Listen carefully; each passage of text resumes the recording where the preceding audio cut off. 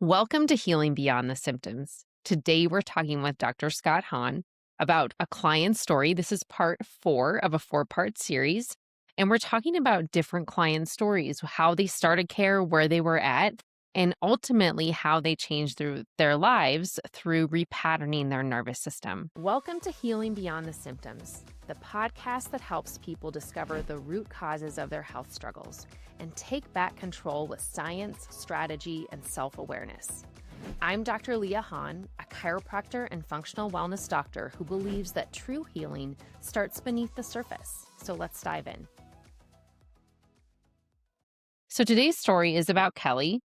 I love Kelly's story. So tell us how this journey has started or kind of where we're maybe at right now. So I'll start a little bit with the beginning because we've been working with Kelly for several years now. And Kelly has always kind of had this similar theme within her life of where she's at and what she's doing. It's not either not fulfilling or she feels like she's being called to do more. And in this scenario, more specifically, what we were seeing is kind of the daily grind and the daily grind of life really just starting to wear on someone. So whether there's the burnout of, and in Kelly's case, where she was a massage therapist and then she was a stay-at-home mom, and just the grind of like the meal prepping, the taking the kids to school, managing everything possible at home, while dad works a very well off, very well paying job. So there's the balance of that. And then in addition to that, the other thing that,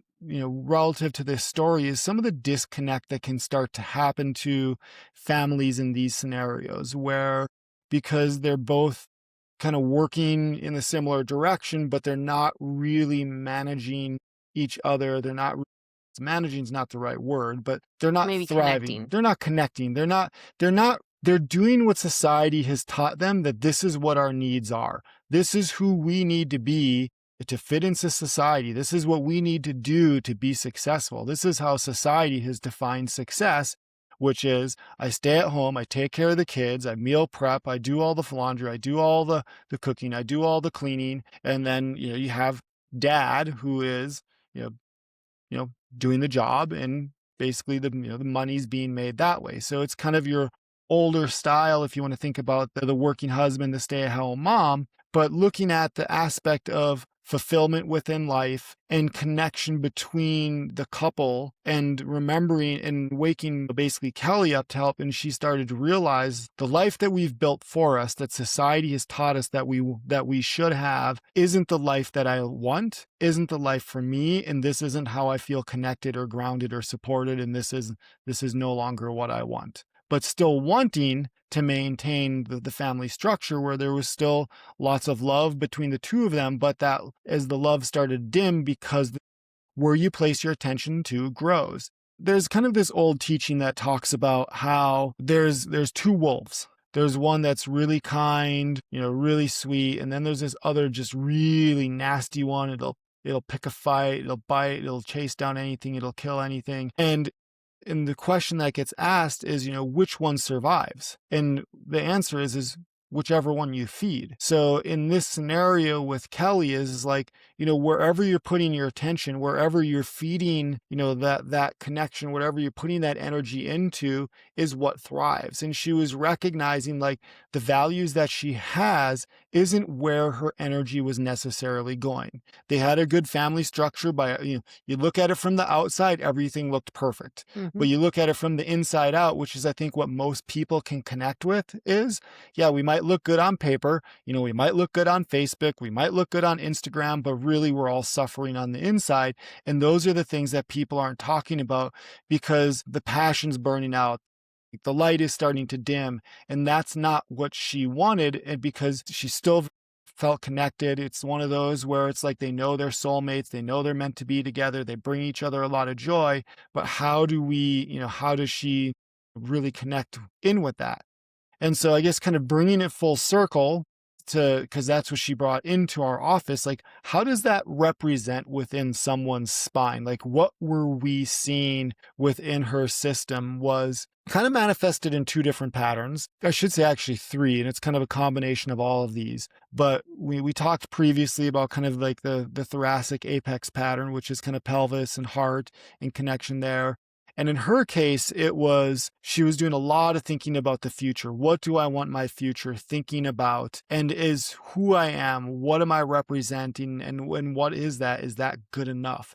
And the way that we'll represent typically in the body is more of like a C1 apex type pattern. So apex is sacrum or pelvis. So you'll see some sort of pelvic combined with the upper cervical area. So it creates this distortion of this twisting pattern, typically like this lateral torquing that shows up in the C1 because the body's, you're constantly thinking, and I shouldn't say just thinking, but thinking about the future specifically of where do I want to go? And then really it's like, who do I want to be? And is that good enough? And so when you're, and for anyone who's, I mean, for any of you out here, probably most of you who are listening, you might have kids or something like that. And there's just where your demands are so high and you just don't have enough time to be able to complete everything. What care did for her was able to get her to say, pause, pay attention, what matters to me. And that's where she was able to start to look and see that it's like, I've been doing all these things and I've been fulfilling someone else's dream, but not my dream. I've been fulfilling society's dream, but this isn't who I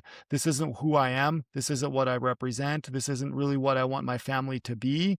And this also isn't necessarily what I want to, show my kids as an example of this is what a healthy family structure looks like, because the parents never talked, they were never together, even though they didn't fight, they're cordial, like they got along well, but there was just no longer any connection there. And she realized that it's like, and I should say both of them realized that this isn't really the direction that we want to go, and we want to be able to kind of support that.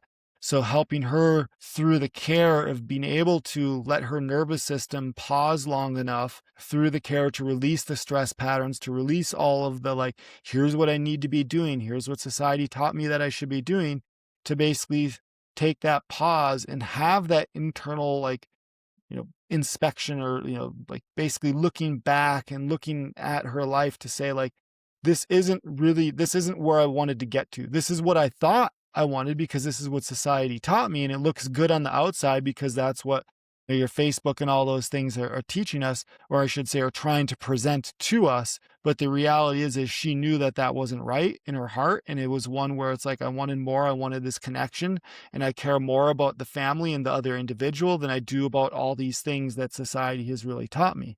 So by helping her body get out of fight or flight, she was able to get much more in touch with basically her frontal cortex, which is the part of the brain that allows you to think and to process information, be more creative, and be more in touch with who you really are. And so that's kind of where that pause was created by creating that safety within the nervous system. So she really got to a point where she knew how she wanted her life to transform. Exactly. And so there was things that she was considering for the kids as far as like, do I want to homeschool? Do I want to put them in this school? Like, what do I want for them? And once she realized like, this is what's congruent for like, and it's not just her needs, it's for the kids' needs too, but this is congruent for what I want rather than what society tells me I should do, then she was able to make the right decision for both of her kids as far as like, here's what I think is going to best support them.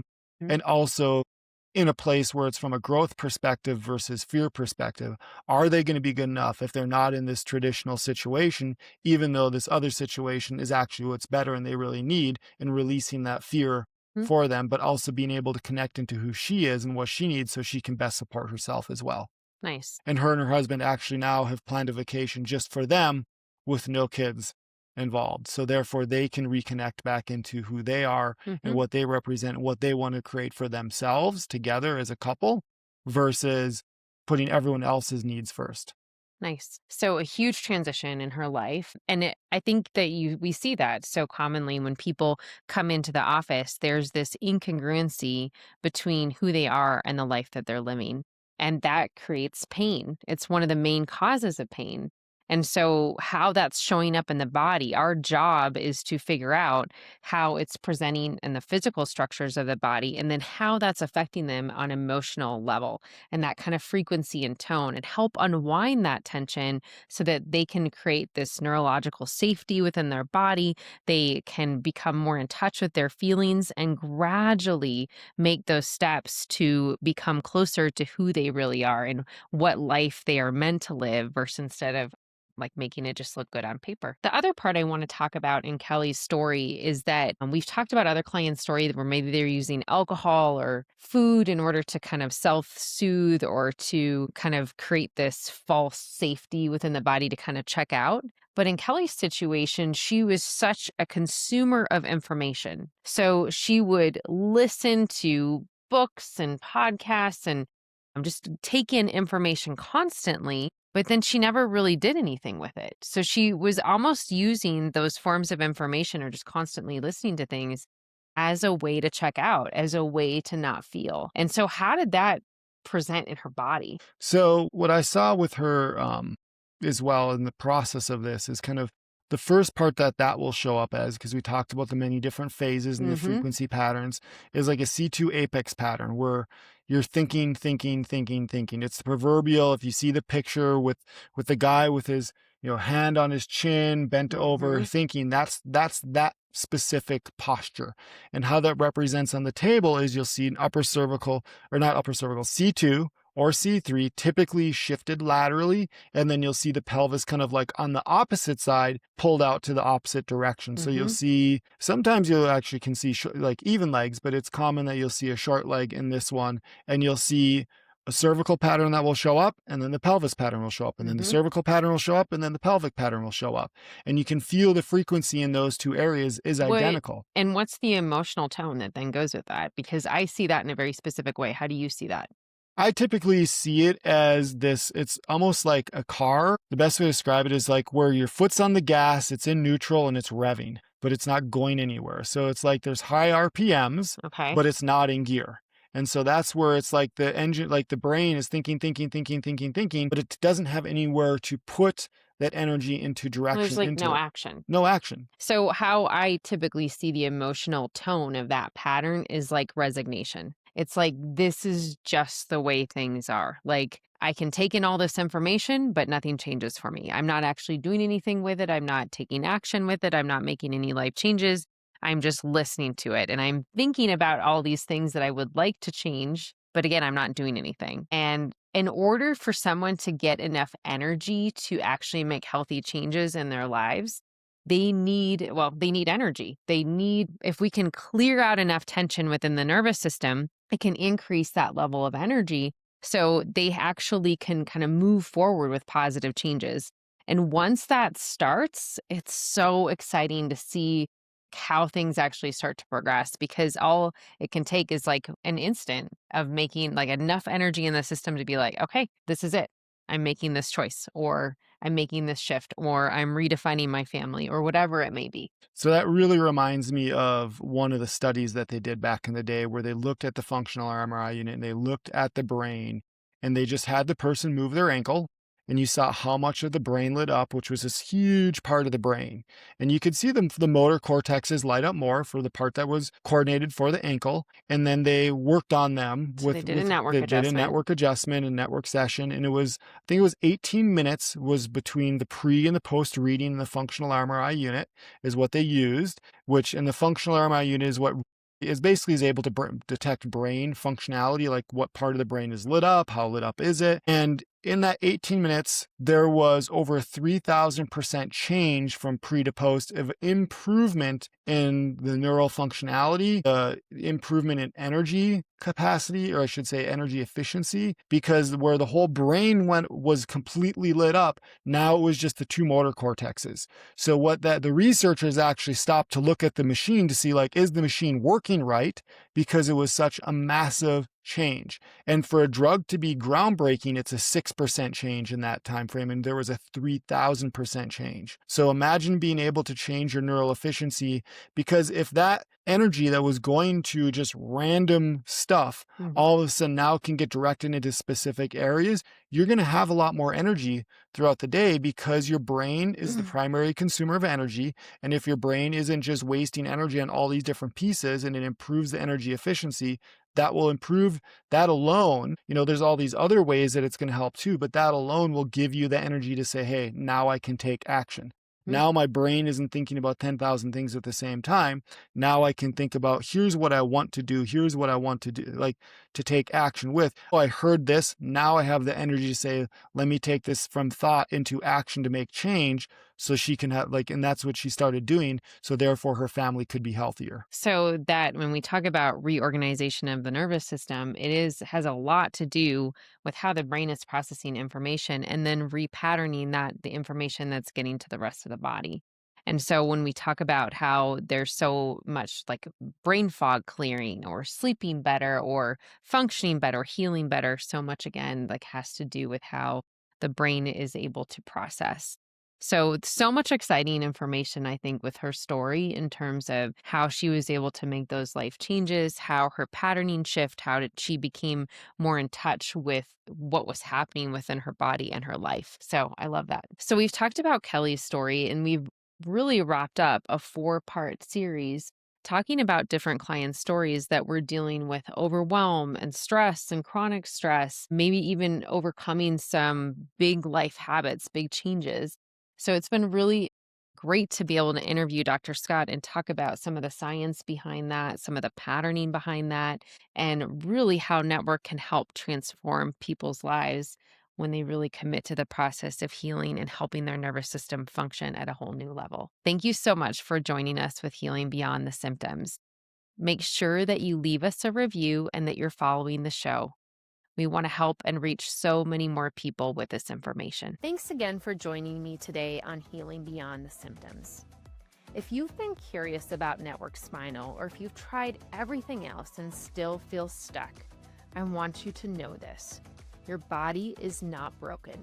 It's patterned, and those patterns can change. If you're ready to experience how gentle care can lead to profound transformation, I'd love to invite you to book a wellness consultation at bodyandbalancechiropractic.com. Together, we'll look at what your body needs to finally release, reset, and thrive. Until next time, breathe deep, trust your body, and remember, gentle can be powerful.